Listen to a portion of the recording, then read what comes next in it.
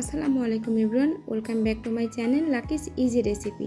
Lucky's easy রেসিপিতে আবারও স্বাগতম নতুন একটি রেসিপি দেখার জন্য। আমার আজকের রেসিপি মসুর ডাল দিয়ে করলা বা উচ্ছে রান্না।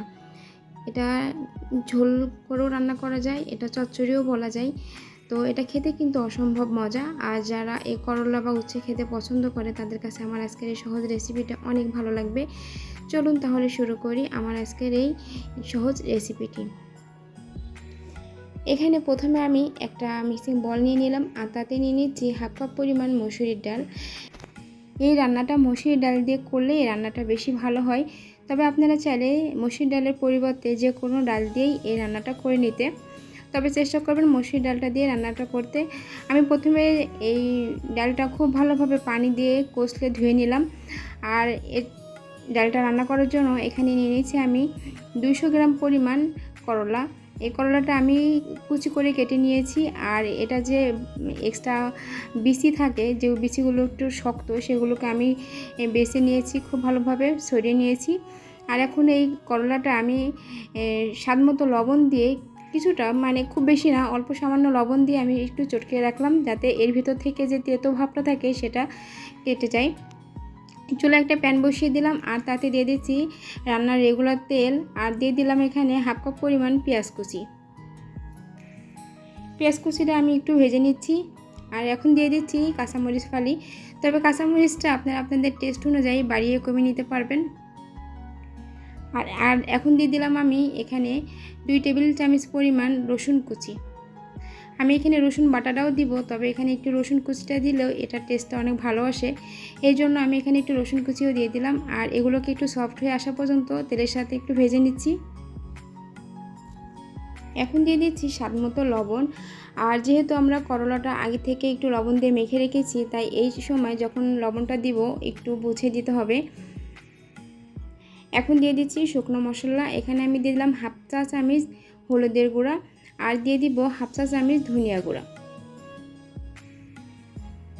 এই রান্নাটাই অতিরিক্ত মশলার প্রয়োজন নাই, অল্প মশলায় এই রান্নাটা করে নেওয়া যায়। আর দিয়ে দিলাম হাফ চা চামচ পরিমাণ জিরা গুঁড়া।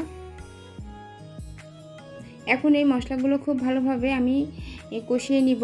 আর এই মশলাটা কষিয়ে নেওয়ার জন্য এখানে আমি সামান্য পরিমাণ পানি দিয়ে দিলাম।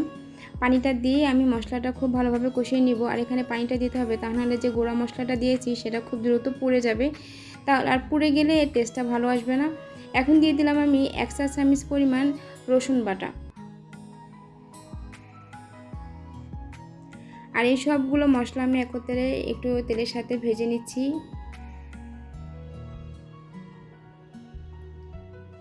মশলা কষানোর জন্য যে আমি এক্সট্রা পানি দিয়েছিলাম, সেটা যখন শুকিয়ে আসবে আর তেলটা উপরে ভেসে উঠবে, তখন দিয়ে দিব আমি আগে থেকে যে ডালটা ধুয়ে ভিজিয়ে রেখেছিলাম সেই ডালটা। আমি এখানে ডালটা ধুয়ে 15 মিনিটের মতো ভিজিয়ে রেখেছিলাম, তবে হাতে সময় বেশি থাকলে ডালটা আরেকটু সময় ভিজে রাখলে এটা সেদ্ধ হইতে খুব অল্প সময় লাগে, এই জন্য আমি ডালটা ভিজে রেখেছিলাম। এখন এই মশলার সাথে ডালটা একটু আমি কষিয়ে নিব।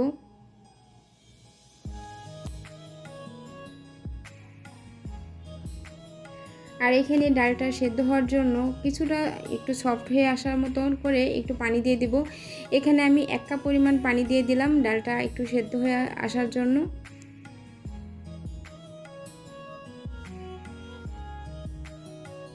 এখন যে পানিটা দিলাম এই পানিটা শুকিয়ে আসা পর্যন্ত অপেক্ষা করছি। আর এই রান্নাটা আমি একটু ঢাকনা দিয়ে ঢেকে দিচ্ছি যেন খুব দ্রুত ডালটা সেদ্ধ হয়ে আসে।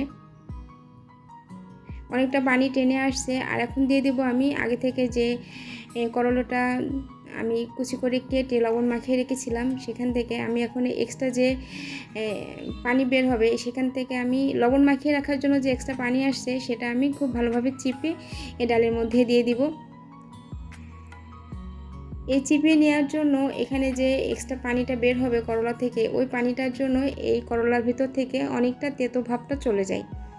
এই দেখে নিন আমার এখানে কতটা তেতো পানি বের হয়েছে। এই পানিটা আমি ফেলে দিচ্ছি।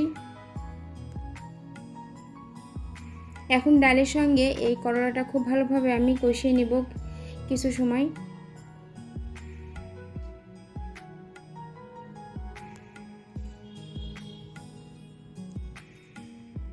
এই পানিটা খুব ভালোভাবে কিছু সময় কষিয়ে নিতে হবে, অনবরত নেড়ে চেড়ে। মশলা, ডাল আর করলা সব কিছু একত্রে খুব ভালোভাবে আমি কষিয়ে নিচ্ছি।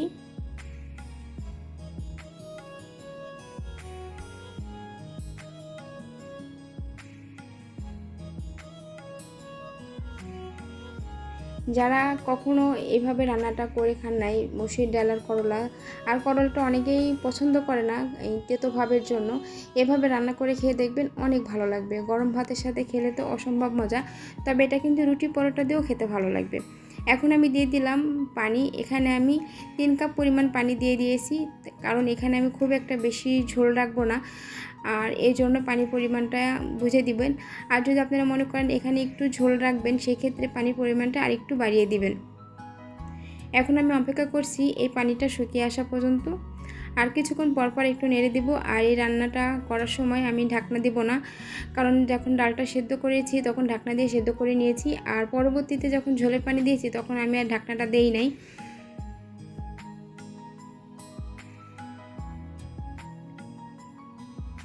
এই তো আমার রান্নাটা প্রায় শেষের দিকে, পানিটা কমিয়ে আসলেই আমার রান্নাটা কমপ্লিট হয়ে যাবে।